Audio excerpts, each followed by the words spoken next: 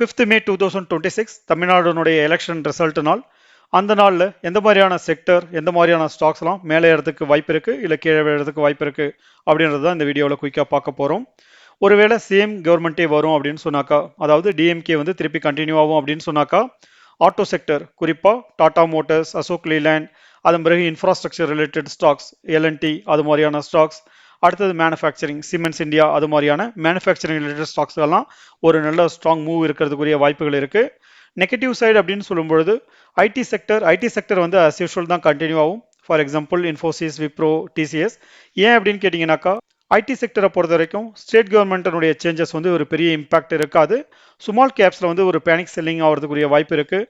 High valuation ஸ்டாக்ஸ்லாம் ஓரளவு correction ஆகிறதுக்கும் வாய்ப்பு இருக்குது. ஒருவேளை தமிழ்நாட்டில் கவர்மெண்ட் சேஞ்சஸ் நடக்கும் அப்படின்னு சொன்னாக்கா, ஸோ எல்லா ஸ்டாக்குமே வந்து ஷார்ட் டைமில் வந்து கீழே போகிறதுக்கு வாய்ப்புகள் அதிகமாக இருக்கும். ஸ்டாக் மார்க்கெட்டை பொறுத்த வரைக்கும் மார்க்கெட் கீழே விழும்போது என்ட்ரி எடுக்கிறதுக்குரிய ஒரு நல்ல வாய்ப்பும் கிடைக்கும். ஒருவேளை நீங்கள் இன்ட்ராடே பண்ணுறீங்க அப்படின்னாக்கா, ஸோ இமீடியட்டாக ட்ரேட் எடுக்காதீங்க. ஸோ ஒரு 1 hour வாட்ச் பண்ணுங்கள், மார்க்கெட்டினுடைய ட்ரெண்ட் அனலைஸ் பண்ணி அதன் பிறகு என்ட்ரி எடுங்க. இது மாதிரியான ஸ்டாக் மார்க்கெட் ரிலேட்டட் அப்டேட்ஸ்க்கு நம்ம சேனலை வந்து ஃபாலோ பண்ணுங்கள். Thank you, by.